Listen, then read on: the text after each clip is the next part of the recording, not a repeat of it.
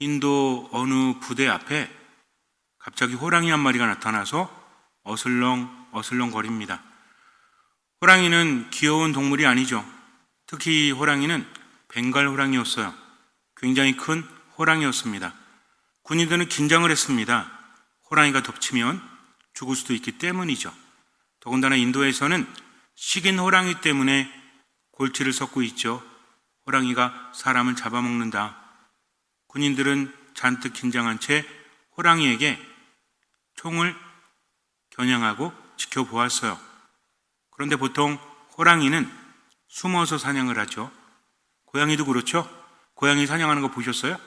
저 요 앞에서 봤거든요. 얘가 몸을 수그리고 있더라고요, 이렇게. 그리고 앞에 뭐를 보고 있는데 앞에 봤더니 쥐새끼인지 뭔지 한 마리가 있더라고요. 그렇게 집중하고 있다가 순간 주저함없이 달려들지 않습니까? 고양이과가 보통 그렇게 사냥을 하죠.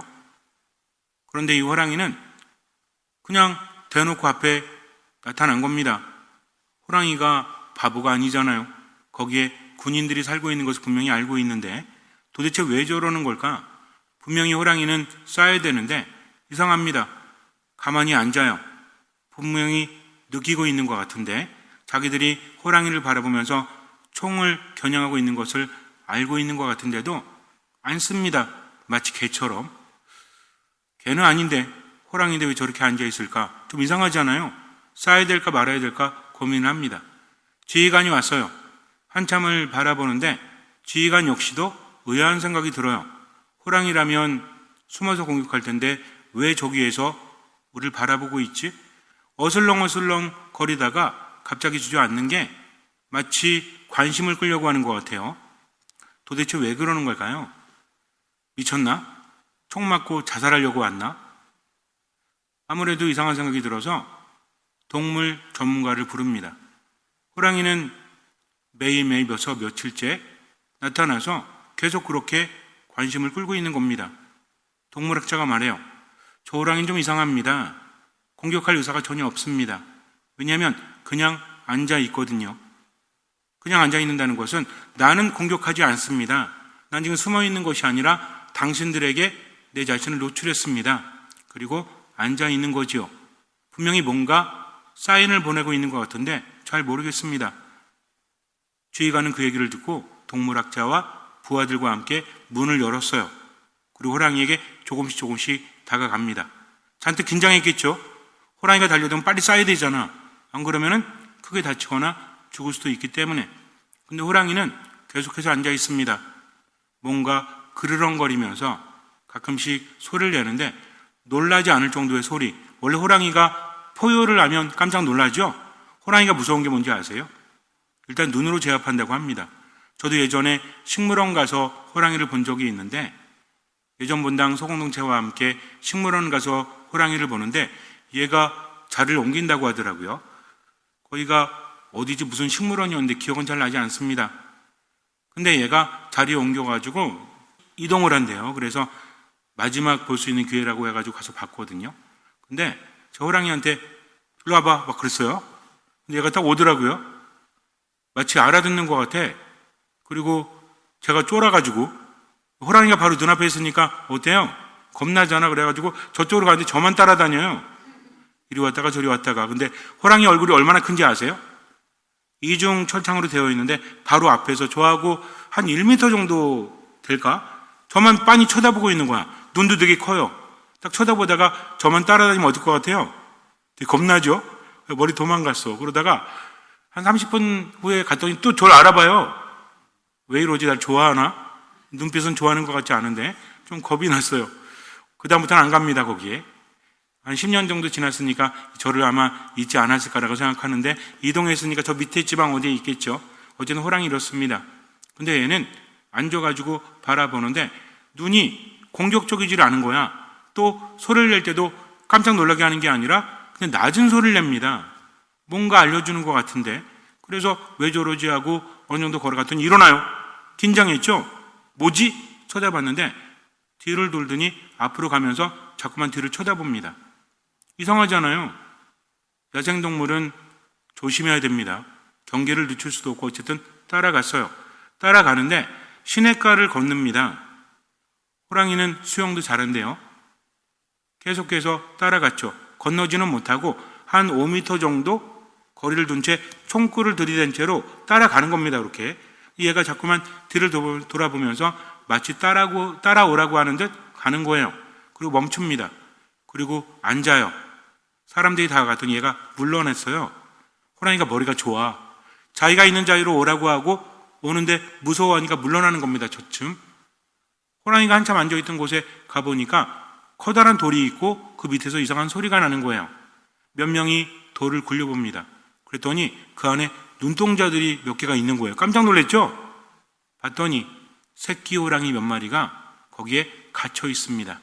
아마 산사태로 돌이 굴러와서 입구를 막은 것 같아요.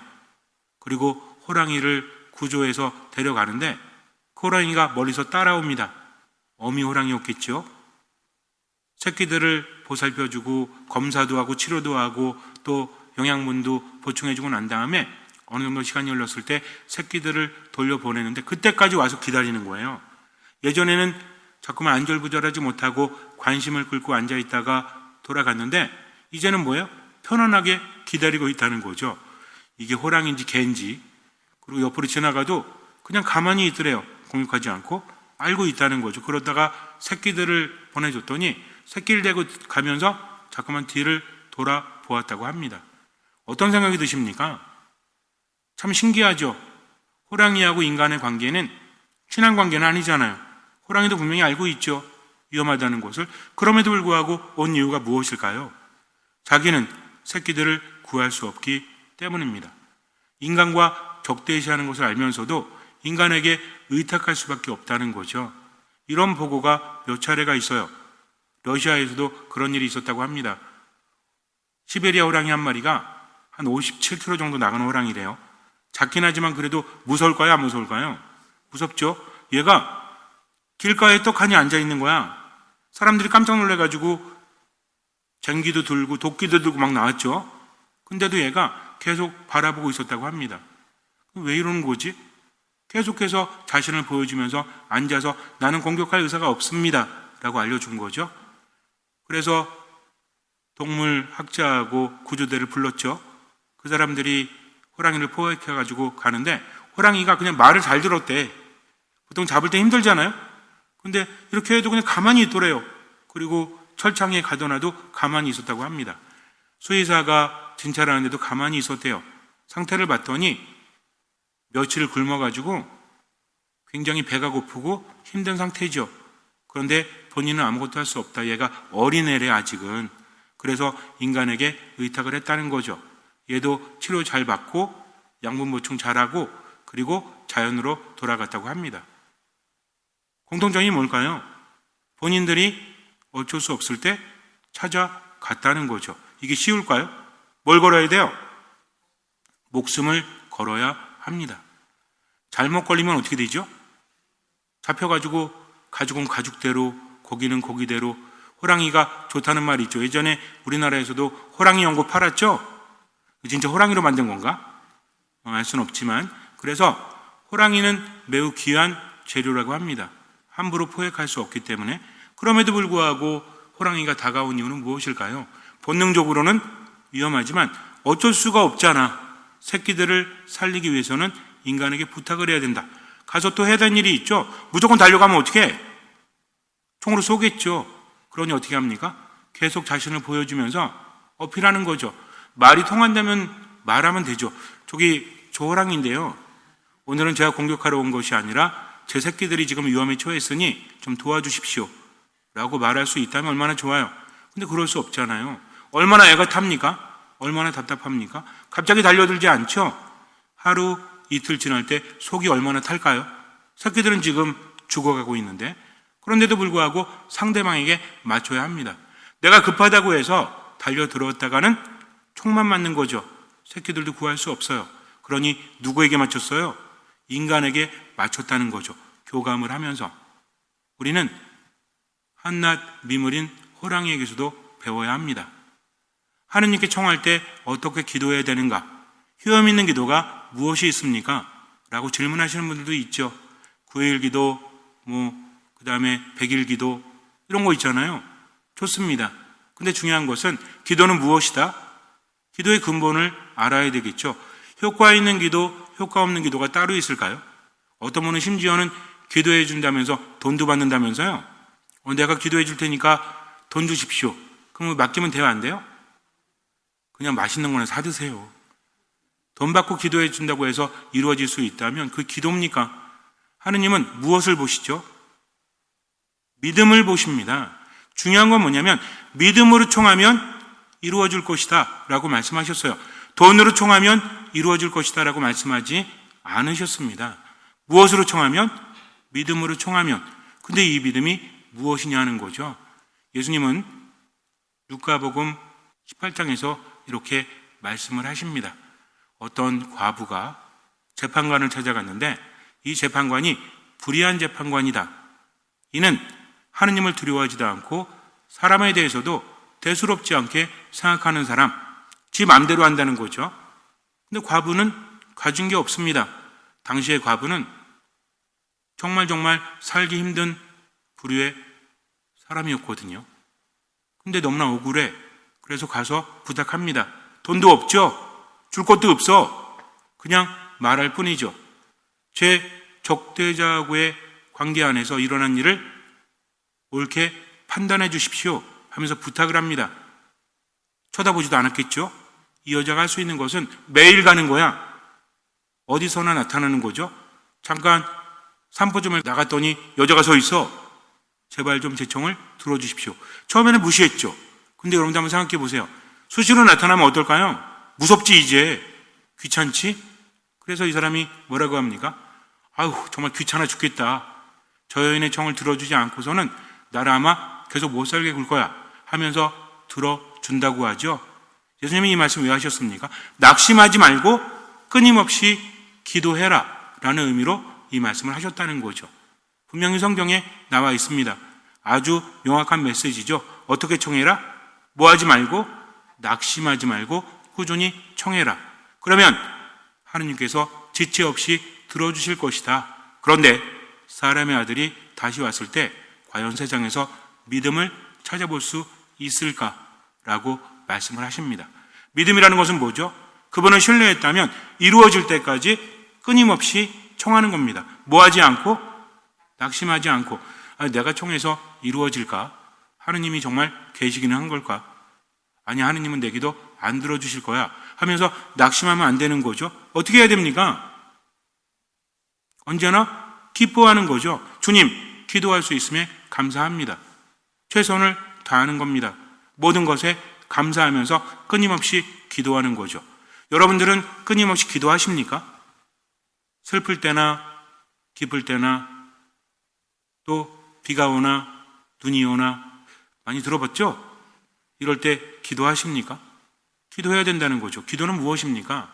기도는 하느님과의 관계다. 그래서 내 슬픔까지도 하느님께 봉헌할 수 있는 것이다. 주님 제가 지금 너무 우울합니다. 주님 제가 지금 너무나 화가 납니다. 주님 저 너무나 무기력합니다. 그러나 당신을 믿고 최선을 다할게요 하면서 얼마만큼 할 수 있는 만큼 또 얼마만큼 보이는 만큼. 저 여러분들에게 말씀드렸잖아요. 미사 때 와서는 어떻게 해라? 웃어라. 못 쓰지 말고 죽 쓰지 말고. 하느님께 자꾸 죽 드리면 안 된다. 밥 드려야 된다. 그러니까 하느님 생각에 기뻐하라는 거죠. 삶이 피곤했어 오늘 하루. 그래도 누구 때문에? 하느님 때문에. 어디 있습니까? 성당에서 미사 봉헌하고 있잖아요. 이것만으로도 감사할 수 있는 거죠. 이 사람은 많이 가진 사람이에요. 그러면 하느님께로부터 더 많이 받게 된다는 겁니다. 그러면서 삶을 깨달아가는 거죠. 무엇을 깨닫습니까? 하느님은 이미 알고 계신다. 그래서 청하기도 전에 알고 계시고 우리에게 주려고 하신다. 받을 수 있는 방법에 대해서도 알려주셨죠. 어떻게 하느님께 청하면 받을 수 있습니까? 낙심하지 말고 꾸준히 청하라는 거죠. 그래서 루카복음 11장에서도 말씀하십니다. 어떤 사람이 벗이 있는데 한밤중에 다른 벗이 찾아왔어. 근데 집에 먹을 것이 없네. 그래서 가까운 친구에게 갑니다. 근데 이 친구는 이미 잠자리에 들었다는 거죠. 말합니다. 두드리면서 여보게 내 벗이 왔는데 내어놓을 곳이 없네. 그러니 빵 좀 구워주게. 근데 이미 잠자리에 든 친구는 말합니다. 지금은 그럴 수 없네. 이미 잠자리에 들었네. 그러니 구워줄 수가 없네. 알았네 하고 가면 안 일어나겠죠. 그 친구를 움직여야 되잖아요. 어떻게 합니까? 계속 그러는 거지. 근데 밖에서 야, 너 친구 맞아. 내가 진짜 너 이러면 안 되지 나한테. 그러면 상대방이 어떤 생각이 들어요? 오기가 들죠. 여러분들은 누구와 나한테 화내면서 따지면 마음이 상했구나. 내가 미안해 그래요? 이런 뭔데? 사람은 감정적입니다. 그래서 부탁할 때는 어떻게 해야 돼요? 상대방에게 맞춰야 되는 거예요. 성질 부린다고 해서 됩니까? 성질 부리고 나서 나중에 사과하면 여러분들은 그래 이 사람이 사과하니까 괜찮구나 그래요? 이미 마음 상했는데 다시는 너랑 상종하나 봐라. 한 번이 두 번이 되고 두 번이 세 번이 되면 나중에는 무시하죠? 이런 겁니다. 그래서 어떻게 해야 돼? 공손하게 해야 돼. 예의 있게 해야 돼. 상대방이 말하면 야 너는 왜 맨날 와가지고 나한테 달라고만 해.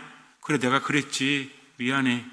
근데 이번에 정말 절실해. 그러면 마음이 어때요? 아니 이 인간이 화를 내야지 내가 확 거절할 텐데 자꾸 부탁하니까 어때? 들어줄 수밖에 없지 않습니까? 들어줄 확률이 더 커질 수밖에 없다는 거죠. 이것은 무엇입니까? 비굴하게 청하라는 것이 아니라 내게 부족하잖아요. 내가 지금 왜 왔죠? 상대방에게 환영받으려고 왔어요? 왜 왔어요? 빵 꾸려고 왔잖아. 그럼 상대방이 어떻게 하든 뭐만 하면 돼? 빵만 꾸면 되죠. 그러니 공손하게 겸손하게 청해야 되는 겁니다. 상대방에게 맞춘다는 거죠. 어떻게? 꾸준히. 과부가 재판관에게 대들었다면 재판관은 절대로 안 들어줄 거예요. 근데 선을 넘지 않았다는 거죠. 그러면서 꾸준히 청했다는 겁니다. 호랑이도 선을 넘지 않았죠. 상대방에게 맞췄다는 겁니다. 우리도 마찬가지예요. 하느님께 뭔가를 청한다면 알고 있어야 될 게 있습니다. 하느님은 주려고 하십니다. 그래서 예수님 뭐라고 하세요? 청하여라 너에게 주실 것이다. 찾아라 너희가 얻을 것이다. 문을 두드려라 너에게 열릴 것이다. 누구든지 청하는 이는 받고 찾는 이는 얻고 문을 두드리는 이에게는 열릴 것이다. 왜 그럽니까? 이미 하느님께서 주려고 하시기 때문입니다. 귀찮아하지 않으십니다. 나를 나보다 더 사랑하시기 때문에. 그래서 뭐라고 하시죠? 너희 가운데 어느 아버지가 아들이 생선을 청하는데 생선 대신에 뱀을 주겠느냐? 아니죠. 왜 그렇습니까? 아버지이기 때문인 거예요. 딴 사람한테 청한다고 준다는 것이 아니라 달걀을 청하는데 정갈을 주겠느냐? 너희가 악해도 자녀들에게는 좋은 것을 줄 줄 알거든 하늘에 계신 아버지께서야 당신께 청한 이들에게 무엇을? 성령을 얼마나 더 잘 주시겠느냐? 뭔 얘기입니까? 딴 거 안 주고 성령만 주신다고요? 성령이 누구세요? 하느님이십니다. 하느님은 어떤 분이시죠? 우리를 먹이시고 치유하시고 살리시고 좋은 것을 주신다는 겁니다. 즉 당신 자신을 우리에게 주신다는 거죠. 우리는 알아야 됩니다. 그렇기 때문에 하느님께 청할 때는 그분을 신뢰하고 어떻게? 꾸준히 청해야 되는 거죠. 그러면서 어떤 게 꾸준한 건지 어떤 게 절실한 건지 알아야 되는데 호랑이만도 못하면 안 되잖아요. 호랑이 뭘 걸었죠? 목숨을 겁니다. 나병 환자가 예수님께 치유를 받을 때 어떻게 했죠? 몰래 밤에 찾아가가지고 예수님 저 나병 환자인데요. 사람들 앞에 나가면 안 되거든요. 저를 좀 치유해 주십시오 라고 합니까? 사람들 앞에 나서죠? 왜? 예수님만 바라보고 가는 겁니다. 근데 예수님께 가기 전에 돌 맞아 죽을 수도 있죠? 사람들이 알고 있잖아. 야, 저 인간 나병 환자 아니야? 나병 환자가 사람 사이에 나타나면 어떻게 해야 돼요? 돌로 쳐 죽여야 되는 겁니다. 근데 나병 환자는 이거 생각하지 않죠. 누구만 바라본 거야? 예수님만 바라본 거다. 그러니 믿음은 무엇이다? 꾸준히 청하는 건데 누굴 바라보면서? 예수님만 바라보면서 누구에게 맞추면서? 예수님께 맞추면서. 내가 몇십 년을 기도했는데 왜 이루어지지 않을까? 어쩌면 진짜 믿음이 없기 때문은 아닙니까? 그냥 내 말만 한 거지 그분께 맞추려고 하지 않았다는 거죠. 뭘 걸어야 됩니까? 목숨을 걸어야 한다는 거죠. 소경은 어떻게 합니까? 예수님께서 지나가실 때 예수님 지나가신다 하니까 뭐라 그래요? 다윗의 자손이시여 저에게 자비를 베풀어 주십시오 하고 외치죠. 왜? 안 보이잖아. 할 수 있는 게 뭐뿐이 없죠? 소리 지르는 것뿐이 없습니다. 저 여기 있습니다. 주님, 자비를 베풀어 주십시오. 저는 자격이 없지만 당신의 자비는 저를 치유할 것입니다 하면서 맡겼다는 거죠. 우리도 마찬가지입니다. 하느님께 청할 때 그냥 시간만 오랫동안 기도하는 것이 아니라 어떻게 해야 돼요? 그분이 원하시는 것을 내가 해야 한다는 거죠. 목까지도 걸어야 되죠. 목숨까지도 걸어야 됩니다. 삶이 너무나 우울해요. 여기서 벗어나고 싶어. 하느님, 저를 이 우울함에서 벗어나게 해주십시오. 제가 약을 먹어도 나아지지 않습니다. 그러니까 하느님 뭐라고 하세요? 말씀을 통해서 또는 의사를 통해서도 말하죠. 뭐라고 합니까? 운동하십시오. 움직이십시오. 예수님 뭐라고 하십니까? 오늘 하루만 살아가라. 얼마만큼? 보이는 만큼만. 그리고 할 수 있는 만큼만. 그럼 어떻게 해야 돼요? 걱정이 많아지잖아. 내가 이렇게 우울한데 살아가는 게 의미가 있을까? 부정적인 생각이 엄청나게 듭니다. 그럼 뭐 해야 돼요? 생각하지 말아야 되는 거죠. 그분의 말씀대로 어떻게 살면 돼? 그래? 하느님께 감사하며 살자. 언제나 기뻐하며 살자. 끊임없이 기도하면서 주님, 당신 뜻이 무엇입니까? 저 뭐 해야 돼요? 집에서 뭐 해야 되죠? 성당에서 뭐 해야 되죠? 하면서 자꾸만 어떻게? 듣는 마음으로. 그럼 들려요, 안 들려요? 들리죠? 어떻게 들려? 환청으로? 아니에요. 미사 때 사제의 입을 통해서 또는 면담하는 수녀님의 입을 통해서 그리고 또 의사의 입을 통해서도 말하죠. 이걸 뭘로 알아들을 수 있죠? 여러분들이 우울해하고 있는데 힘들어하고 있는데 제가 가서 형제님, 자매님 저 밥 좀 사주세요. 시모님이 말했어요. 그럼 들어야 돼, 안 들어야 돼? 이런 거 안 들어도 돼요. 뭐에 맞춰서 들으면 되죠? 우리에게는 있다니까. 그것이 정말 하느님의 말씀이 나에게 내리는 건지 아닌지는 뭐를 통해서? 양심을 통해서 알 수가 있습니다. 이제 이 정도는 알죠? 왜? 양심은 은밀한 지성소이기 때문에. 그러니까 그 순간에 내가 뭘 해야 될지는 이미 알고 있습니다. 근데 귀찮아서 안 한다면 절실한 게 아니죠. 목까지도 걸어야 돼요. 목숨까지도 걸어야 합니다. 그래서 하느님께 맡겨놓고 아무것도 안 하는 건 믿음이 아니다. 믿음은 하느님의 몫은 하느님의 목대로, 나의 몫은 나의 목대로 하는 거다. 얼마만큼? 할 수 있는 만큼, 얼마만큼? 보이는 만큼. 그래서 기도하면서도 움직이십시오. 하느님의 뜻대로. 내가 하고 싶은 대로 하는 게 기도가 아닙니다. 그 믿음 아니에요. 진짜 믿음이라는 것은 내가 해야 될 것을 하느님의 뜻대로 어떤 마음으로? 듣는 마음으로 얼마만큼? 할 수 있는 만큼 또 얼마만큼? 보이는 만큼 최선을 다하고 나머지는 맡기는 거다. 나는 변하지도 않으려고 하면서 하느님께 감사하지도 않고 기뻐하지도 않고 매일 죽만 쓰면서 하느님께 청하면 됩니까? 안 됩니까? 안 되죠. 그러니까 하느님 때문에 기뻐하면서 적극적으로 살아가고 부정적인 생각이 들면 어떻게 해요? 멈추고 성호를 긋고 듣는 마음을 청하고 그냥 언제만 산다? 지금만 산다. 오늘만 산다. 내일 일은 난 몰라. 내일이 알아서 하겠지. 하느님 지금만 살기로 하면서 하느님 안에서 살아가십시오. 듣는 마음으로. 그러면 돼요. 그게 믿음이고 이런 믿음이 기적을 일으키는 겁니다. 잠시 눈을 감으세요. 루카가 전한 거룩한 복음입니다. 그때 예수님께서 제자들에게 이르셨다. 너희 가운데 누가 벗이 있는데 한밤중에 그 벗을 찾아가 이렇게 말하였다고 하자. 여보게 빵 3개만 구워주게. 내 벗이 길을 가다가 나에게 들렀는데 내놓을 것이 없네. 그러면 그 사람이 안에서 나를 괴롭히지 말게. 벌써 문을 닫아 걸고 아이들과 함께 잠자리에 들었네. 그러니 지금 일어나서 건네줄 수가 없네. 하고 대답할 것이다. 내가 너희에게 말한다. 그 사람이 벗이라는 이유 때문에 일어나서 빵을 주지는 않는다 하더라도 그가 줄곧 졸라대면 마침내 일어나서 그에게 필요한 만큼 다 줄 것이다. 내가 너희에게 말한다. 청하여라. 너희에게 주실 것이다. 찾아라. 너희가 얻을 것이다. 문을 두드려라.